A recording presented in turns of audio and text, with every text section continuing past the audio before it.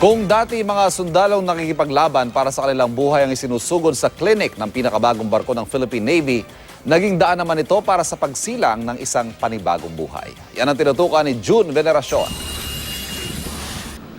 Isang hindi inaasahang biyaya ang dumating sa BRP Tarlac. Biyaya ng buhay sa gitna ng pakikidigma. September 3, habang nagsasagawa ng naval blockade laban sa Abu Sayyaf, pinahinto ng BRP Tarlac ang isang overloaded na bangka na papuntang Basilan. May mga nakitang kontrabando gaya ng higit 1,000 sako ng bigas at kahon-kahong sigarilyo. Pero ang hindi inaasahang makita, isang pasaherong ina na manganganak na pala. Agad na nagbigay tulong ang mga miyembro ng Navy kay Iroma Usman Hamid. Dinala siya sa klinik ng barko at tinulungang manganak ng isang military doctor. Makaraan ng halos 30 minuto.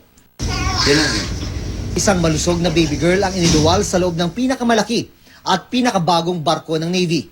Sa silid na kadalasang mga sugatang sundalo ang laman, isang buhay ang isinilang. Masarap sa pakiramdam, no? Na kahit na hindi nga ako OB, isa akong cirujano, orthopedic surgeon, nakapagpaanak, nakatulong ako sa isang babae na malapit na magbigay ng buhay. Lubos ang pasasalamat ng ama ng sanggol. Pauwi silang buong pamilya sa Basilan, makarang mawalan ng trabaho sa Sabang. Ang sabi ng tatay kasi, kayo na ang bahala, Dok, kung ano yung pangalan ng baby ko. Siguro tradisyon sa kanila. At may consensus kasi, no? Lahat yung mga nandito na masaya, sabi, Princess Tarlac. Mula rito sa Sulu, June Veneracion, Nakatutok, 24 Oras.